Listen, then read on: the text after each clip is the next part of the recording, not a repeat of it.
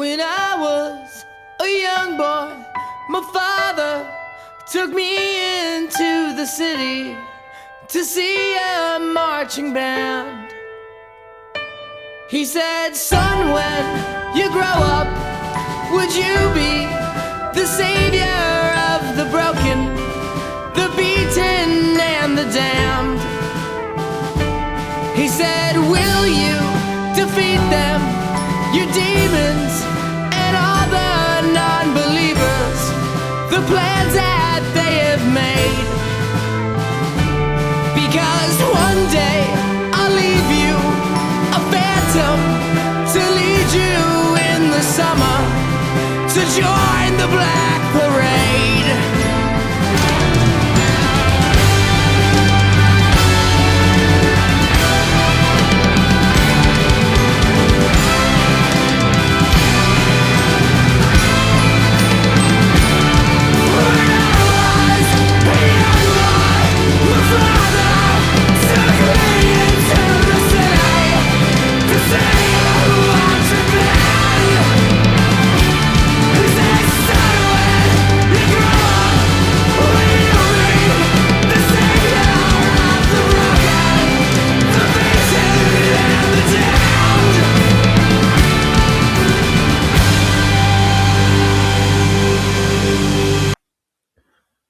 Welcome back to the Cork Football Podcast.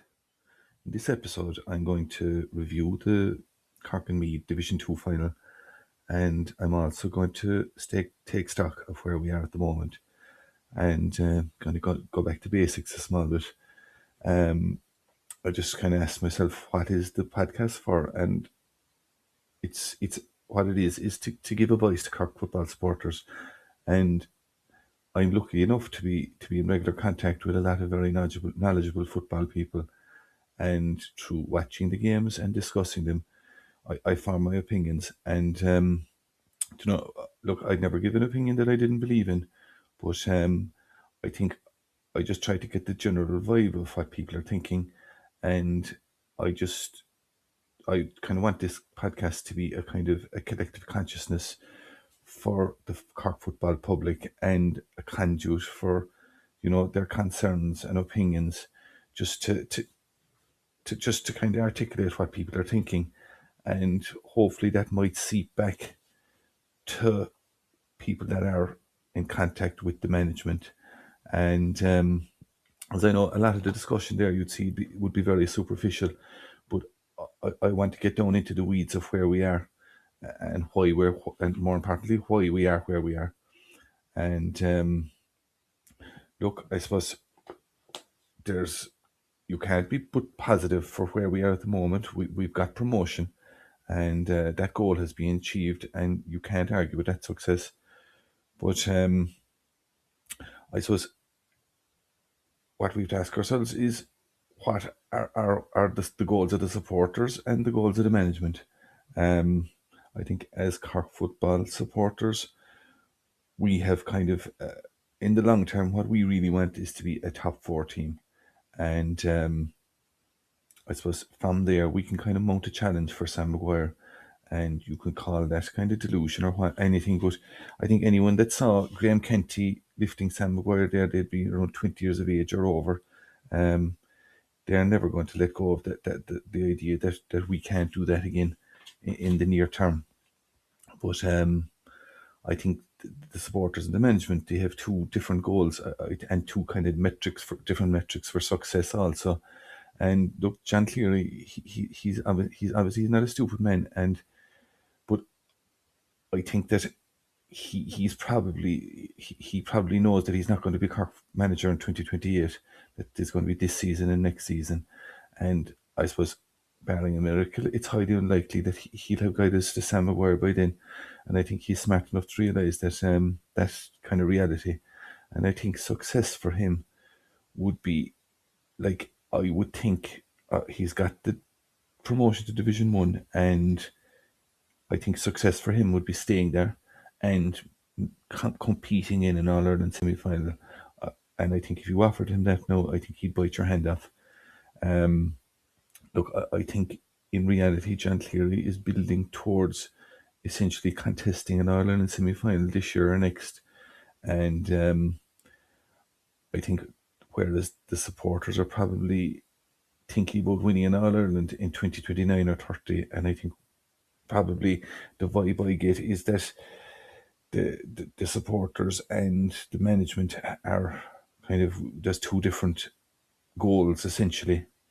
But look, I think if he did get us to an Ireland semi final this year or next, and we'd stay in Division 1, I think he could justifiably walk away with a lot of credit. He has brought stability and positivity back to Cork football and competitiveness, and no one could argue with that because we were at a very low ebb when he took over.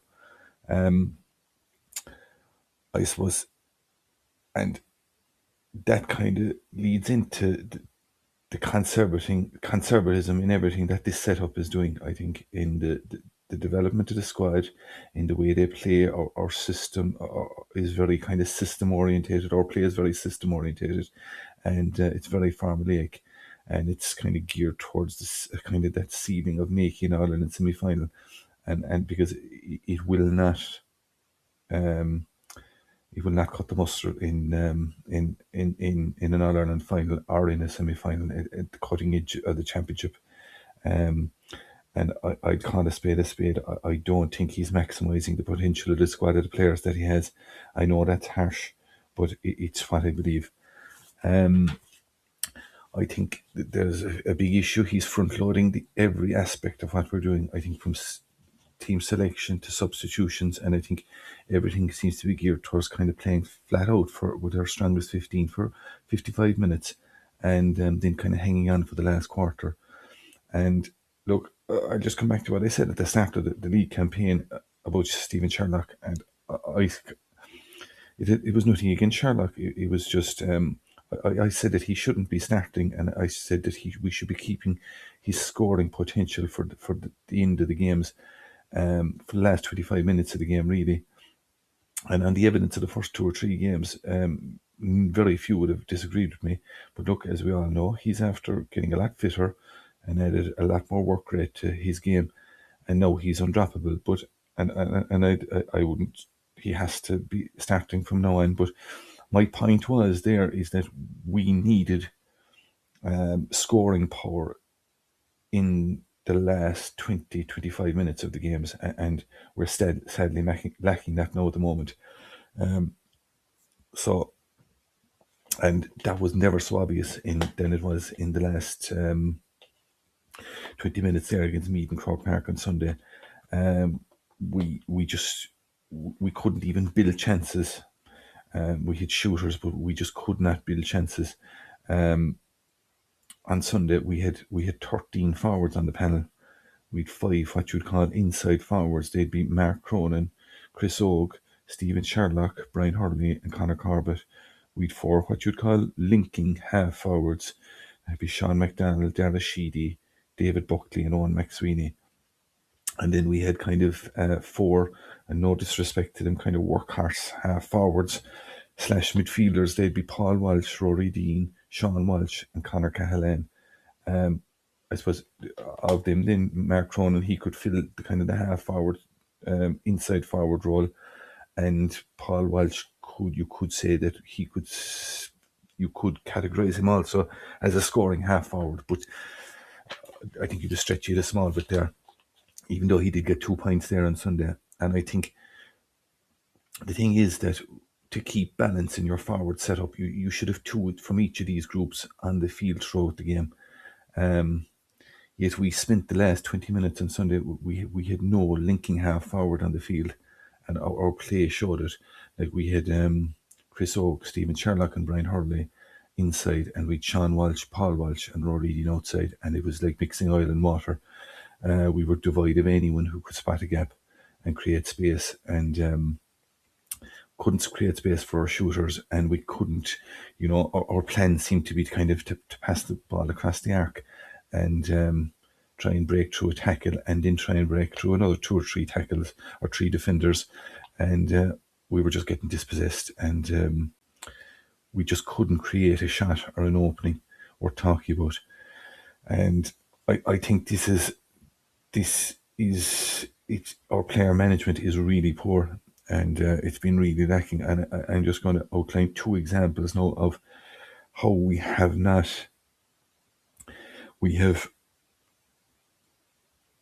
used players to their potential. We've either overused them or not or underused them.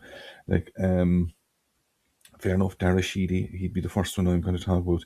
He surpassed all expectations, and he's going to be a star for Cork down the line.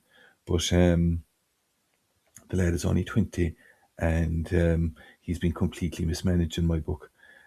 I said it a few weeks ago there that I think that I think it was before the Meath game. I actually didn't want him to start, but look, he did fine in it.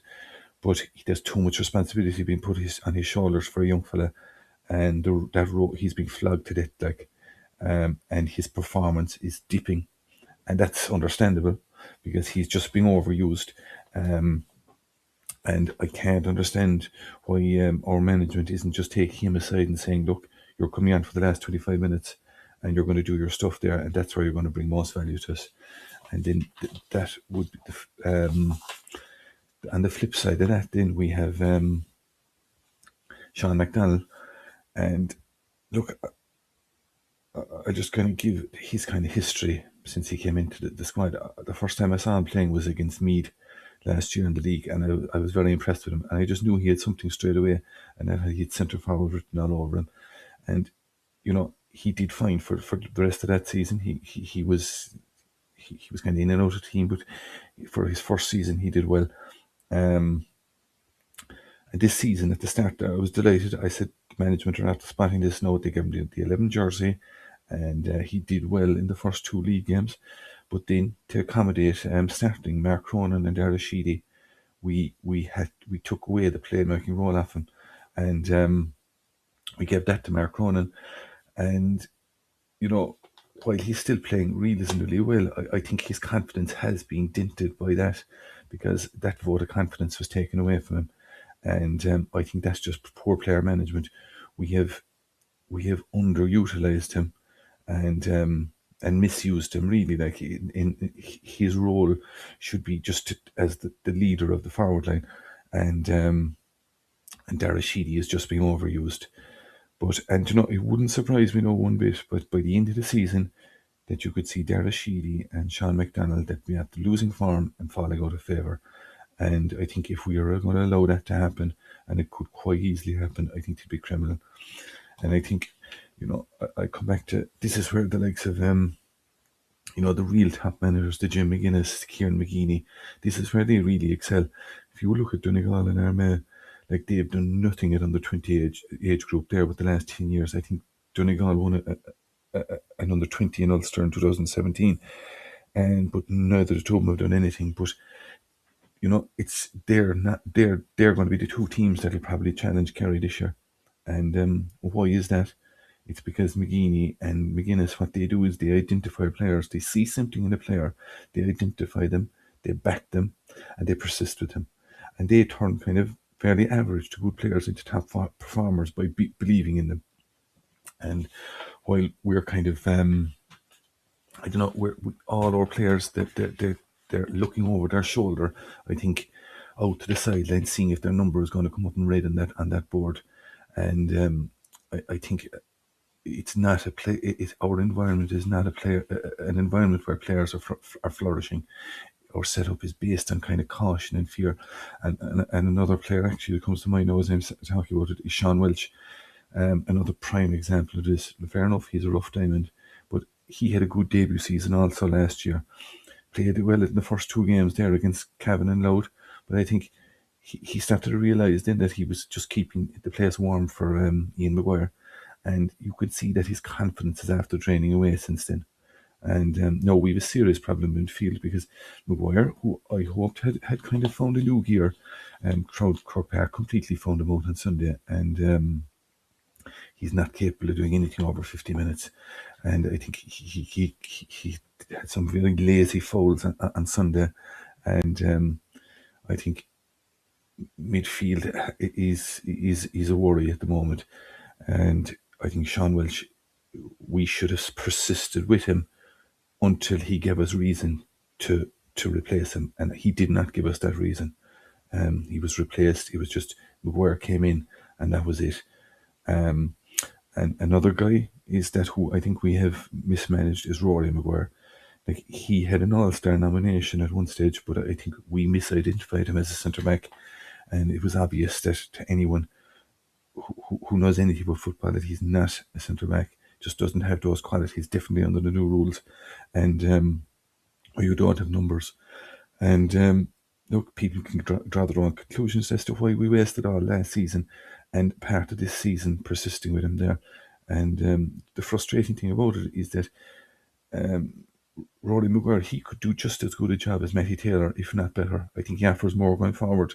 And I think he offers a better option on the kickouts also. And if you look at him now when he comes in, he's confident his shot, and he just looks all over the place. And I just think our management, it tends to back in a certain type of player, a very kind of a conservative type of a player. Look, fair enough, they back the obvious players like Daniel O'Mahony, Chris Oak, and Colin O'Callaghan. Like, their quality, they're not going to. That goes without saying, but they back the likes of to the hilt in the likes of Matty Taylor, Rory Deane, and Paul Welsh. I'm nothing against them, but they're good players, but they're very workmanlike, very predictable performers, but they have a ceiling. And I think it's the players with something extra that need to be back to the hilt, like Sean McDowell. In saying that, look, Paul Welsh, he had a very good game last Sunday, and his best game of the season, actually. And I thought Dean did well after coming in also. And they're doing well because I think confidence is being shown in them, and they're feeding off that. Dean did very well when he was running from deep the last day, especially for Hurley's goal. And look, I said at the start of the season about Rory Deane, I think he is going to be a key player for us.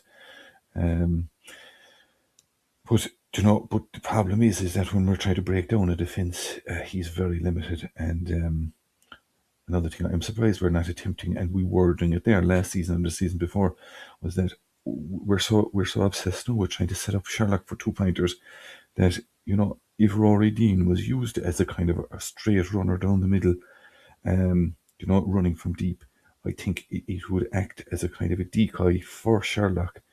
But we're so one-dimensional and it's plain as to all the opposition that we're just trying to get Sherlock going. Whereas we could actually use Dean as a straight runner, and I think he would cause problems. But and I also said about Dean there a few weeks ago, I said that, I said that if we're going to give him game time, I'd prefer to see him starting. And I wasn't joking there, and especially with Dr. Killarney, I think, I think you don't want Kerry getting a run on you down there, and I think he'd offer a better kick-out option. And Kerry are going to go after our kick-out from the start. And, I think it's Dean, in the circumstances down there, I think he'd be a better option to start.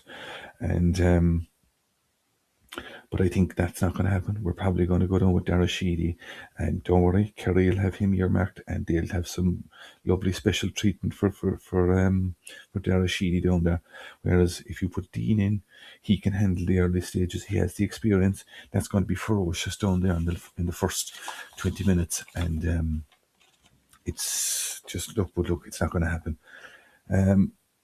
But one area that management, I think, have got right, and whether it's by accident or design, I think, is the goalkeeping position.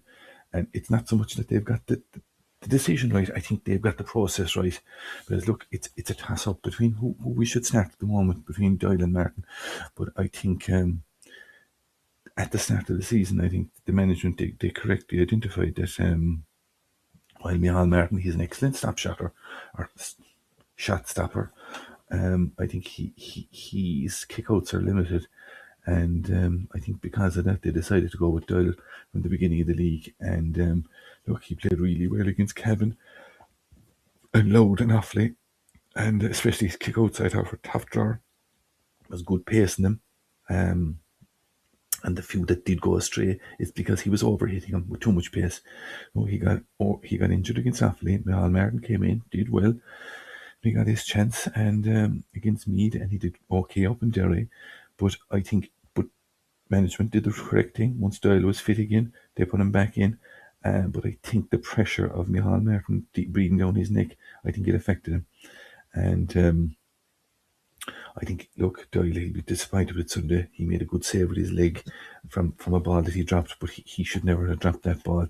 And he should have either came out and punched it or caught it. But look, his point of difference was his kickouts, his short kickouts especially, and they did not go well, and for the simple reason that they just lack conviction and pace, and those few hundredths of a second, like they are critical.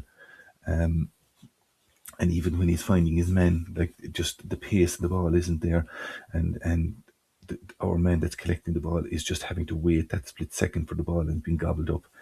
And he also hesitated a few times there when he was hitting the mid-range kicks. He was you could actually see the guy that he was going to kick to was being picked up. The guy would have made a run. His man would have followed him, and Doyle probably just, if he had kicked it first time, he'd have done it. But when you hesitate, and you just you can't make up that time again.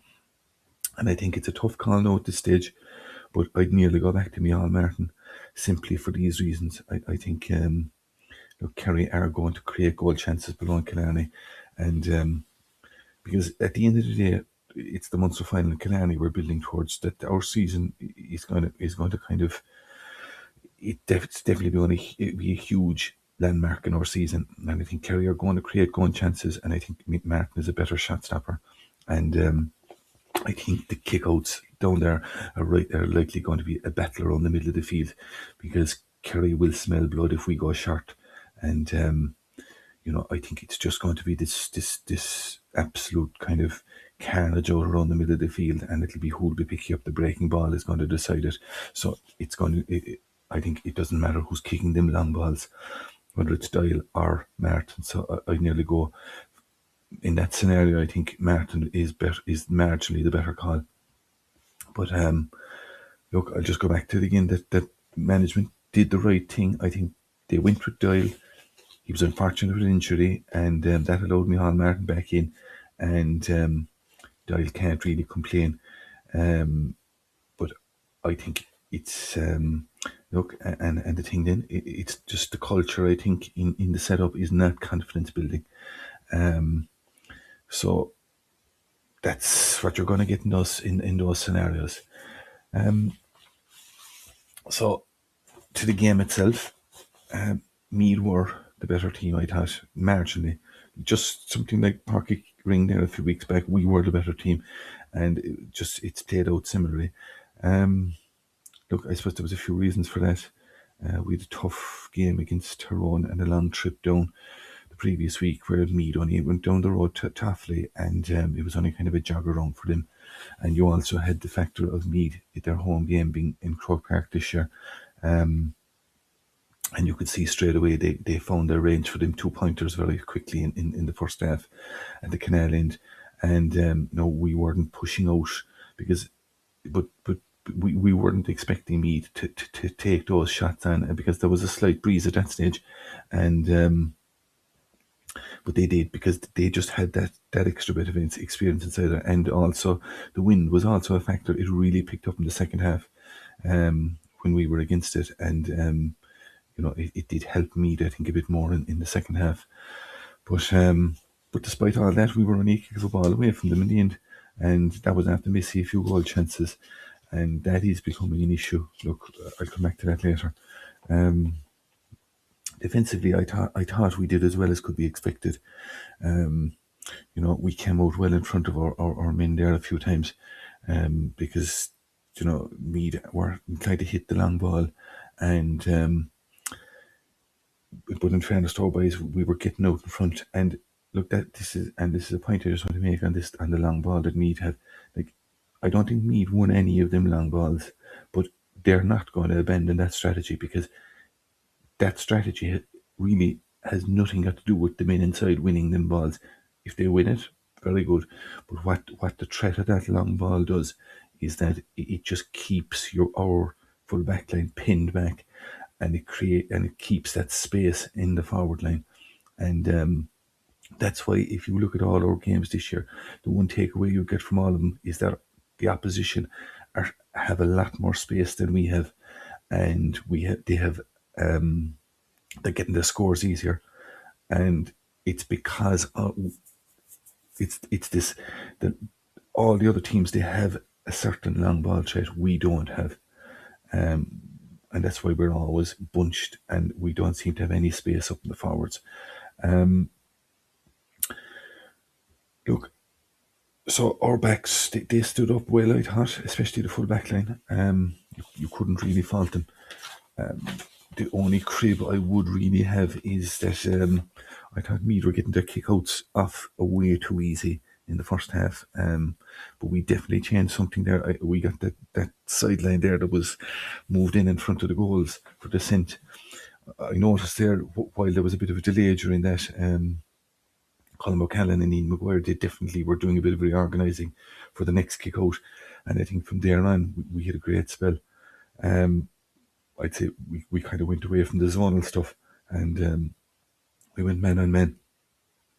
But that was good leadership, because we changed and it worked. And the other thing I really liked about our defence is the intensity of our tackling, and credit to whoever is coaching the tackling, because we're really getting in good body contact. It's borderline, and in the body contact is great. And look, what I'd say is it's no harm to get a reputation for heavy, hard tackling, because as the championship progresses, that's going to become, it'll be allowed a lot more. And I think it's kind of, if you're known for doing it, you won't be penalised as much. And I think it's just, and like, you look at Ben O'Connor and the hurling, I think he's doing the same thing. He has put out the message that the Cork aren't going to stand back, and I think referees are going to say, like, I always thought that Cork before we're ref differently. Anytime we ever kind of go over the top physically, I think we're penalised much more than other teams, because it's like that we shouldn't be doing it. That we're not expected to do it. But I think if you're expected to do it, you'll actually get away with it. But I'm very happy with what we're doing in that respect. We're getting in good, heavy hits in the tackle. But I think just before halftime, then we handed Meath back the initiative. We missed two good goal chances, and Ian Maguire gave away a very lazy free under the Hogan stand, and they got a spell down in our half. We coughed up two handy points, and it was a needless. We just gave them the initiative too easy. We had a very dominant spell in the second half again. Paul Welsh, Brian O'Driscoll, Sean Meehan, they were picking up great breaking ball, and it was again great intensity in the tackling.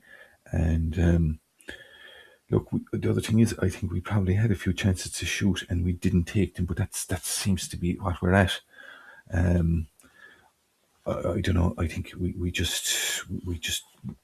getting into the positions, but we're looking for this perfect high percentage scenario, and our attacking is just much too formulaic and predictable.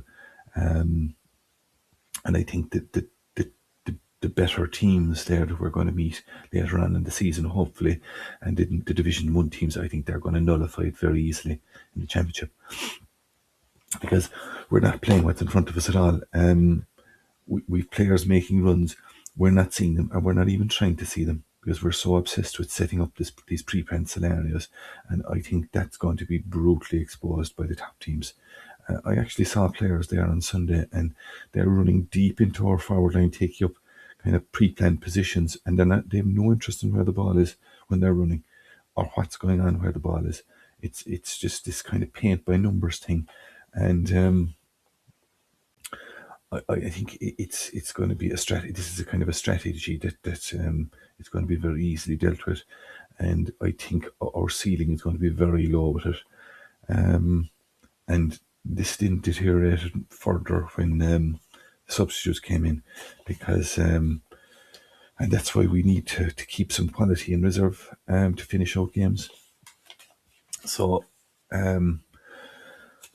what I want to do there is I just want to go through the positions to see just where we are and what possibilities we have.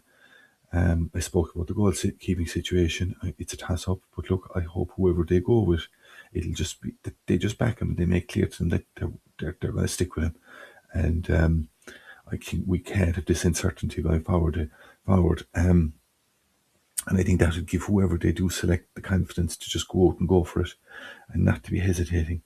If they see a man breaking free, they just hit him, and they hit him with conviction, and let the chips fall where they are after that, because you know, the long kickouts, they can be a lottery, and I think it's, if you just, especially the short kickouts, I think if you hit them with conviction, I think the guys that are going for them, they have more certainty when they're going making their runs, and I think you, at the moment, we've the worst of both worlds. I think if you're going to err, I think err hitting the short kick out with too much pace rather than too little. Ball goes out over the sideline, not the end of the world. Ideally not, but it's not the end of the world. Our two cornerbacks, they're doing fine, in fairness. And look, actually, I'll deal with Daniel O'Mahony first. He's quality player, did very well on Jordan Morris, and I think it's, I actually think, and I'm going to call a spade again. I think it's lunacy that himself or Colin McCallan aren't captaining this team. I think a captain should embody the mindset of the team, and like the two of them, they're just ferocious, intense players, and I think Maguire isn't. I suppose, look, he's it's just something. I think it's look, I don't want to be hard on Maguire, but I'm trying to be glass half full with him, but he's just his body language is not what we are or what we want to be. I suppose the two cornerbacks, they're doing fine. It's a tough position now with the new rules, and you the space, and you don't have the numbers back, and then put on top of that, then that they have to show for these short kickouts, and try to break out in such tight quarters. I think it's a really tough gig for a cornerback now. Tommy Welch is doing centre back, but look, I just still have this nagging feeling about him that I think our backline would be more balanced with Sean Meehan at centre back and Tommy Welch at cornerback. I think he'd be a better kick out option for the short kick out, and I think his pace is, he has real raw pace, and I think if there's danger, I think he can cover the ground better. And I just think, I said that about the short kick out. I think if he does get a short kick out, I think he's better at working the ball out as well. Brian O'Driscoll is doing fine. Very strong on breaking ball. Doesn't seem to be showing for 2-point attempts like he was before. Look, I think that could be an injury issue, but we'll see. Because I think, the thing about him is he gets into a lot of scoring positions, but he doesn't pull the trigger. I don't know why that is. He should be more, I think, and encouraged to do more, but I think that is the issue. It's just, I think there's a lot of kind of pre-planned stuff, and that's why he's not doing it. Luke Fahey, the same, going well. Sunday probably wasn't his best game, but he's a quality player. Look, he's not the tallest man, and I think he is being targeted by the opposition in the kickouts. That's something we need to watch. Midfield is worrying. I said that already. There's only 50 minutes in Maguire maximum. Look, they were up against a good midfield there, all right, on Sunday. But look, I was disappointed with Maguire. I thought he had kind of turned the corner, but I thought he was very pedestrian, and it's just some poor decisions. And I think when Colin McCallan is out of the game, which he was there for spells on Sunday, we are in trouble. I think we should have persisted with Colin McCallan and Sean Welch, but look, that ship has kind of sailed now, I think. So, I suppose a lot of people were complaining about the ref on Sunday, and I suppose the stats were kind of stark. All right, Meath had 7 kickable frees. I know some of them now were for kick out malfunctions, but Cork had no kickable free inside the 65, and that is strange enough. I know. Look, I I was only going listening to people that were complaining. I actually didn't see it at the game. I didn't think that he was being hard on us. But look, I think we have to forget about the refs. I think we've a way more control in what we can improve in our own end of it.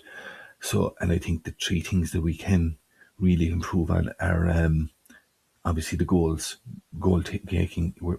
I don't know how you work on it, but I think basically, I think a lot of it comes back to just confidence and culture. I think we have players that are going for goal, and there's kind of fear in them, and they're not how would you say, they're not they don't feel they're being backed. I think there's just that fear in them all the time. I think we can get our kickouts, we can tidy that up. And that's just a mindset, and that's a culture thing as well. It's just about backing players and giving them the freedom to do what they need to do. And the third thing we need to do is subs. We need to get the balance of our substitutions right, and the balance of our selection. And I think if we can fix those things, I think we have a great chance of getting to a quarter or a semi-final. So, because look, I think there's loads of character in the team. I think we have largely eliminated the self-sabotage. And look, I think there's a lot of potential there. Look, Killarney, and look, I know people are saying that we have to beat Limerick and we have a semi-final, and I think, look, we just have to plan for Killarney, and you look at Kerry on Sunday. They got a heavy beating by Donegal, and look, as if they weren't already gunning for us, they will be now, because look, we kind of live rent free in their heads a lot of the time, and I know they'd often they'd often be saying they want a strong Cork, but the only reason they want a strong Cork is that just the satisfaction of putting us back in our box, because they'll want to, if they see any resurgence in us, they'll want to strangle at birth, like, and after Donegal on Sunday, like, they won't like that. They're a conceited shower, and they hate being beaten. So I think Killarney, it could be an epic. It's going to be ferocious, and I think our selection will have to cater for the ferocity of the first half of that game. I think it probably will open up in the second half, but look, I think we will put it up to them, but I think we have to select a team that's going to actually go toe to toe into the battle, because that is going to be a ferocious battle in the first half down there. And I think it's going to be, look, with Kerry, I think it's, if you can starve them at possession, I think you can. It's a long ways towards beating them. I think we try to kill the clock as much as possible down there. I wouldn't be rushing any kickouts. I wouldn't be tap and goes. I don't know, like, fine. I don't see the tap and go as being a big advantage to us a lot of the time. Maybe Colin O'Callaghan when he gets the ball, yes. But other than that, I wouldn't be in any hurry taking frees, because at the end of the day, we come up to the 45, and we slow it down anyway. So I think there are things that we just have to. If we get our those things right down there, we'll be fine. And look, what I would say is, I nail my colours to the mast now, and I think if we're going to win in Killarney, my team to go out against Kerry would be, and it's not so much the team, and it's the team and the subs. I'd be beyond Martin in goals. I'd have Daniel O'Mahony fullback, obviously picking up Clifford. I'd have Tommy Welch and Maurice Shaney as our two cornerbacks. I'd have Sean Meehan centre back holding that position. Luke Fahey and Paddy Clifford, Brian O'Driscoll and Sean O'Shea. I think the Donegal wing back there on Sunday, he showed that you have to give Sean O'Shea something to worry about, and I think Brian O'Driscoll will do that, and I think Fahey is as good a man as we have now for Paddy Clifford, and I think Sean Meehan just kind of holds the centre. Again, if it was up to me, I'd have Sean Welch and Colin Callahan in the middle of the field with Ian Maguire coming in. That's going to be a ferocious battle around the middle. I think it's going to be an absolute dogfight, and I'm not sure that I think Sean Welch would do fine in those scenarios. I think that we break ball like Donegal did the last day, break as much ball as possible, and absolutely tearing for the breaks. And that's why I'd be going with, in our half-forward line then, I'd be going with Rory Dean to start wing forward, with Paul Welch on the other wing, and I'd have Sean McDonald centre forward. Inside, I'd have Mark Cronin, Chris Ogue and Sherlock. And as I said, I'd be keeping Hurley, Dara Sheedy for the last 25 minutes, and Ian Maguire coming in with them as well. And I think that combination of starting players and substitutions will give us our best chance below on Killarney. And so that's it. Look, I know that was a bit of a ramble now, alright, but so I'll leave it there, and God bless.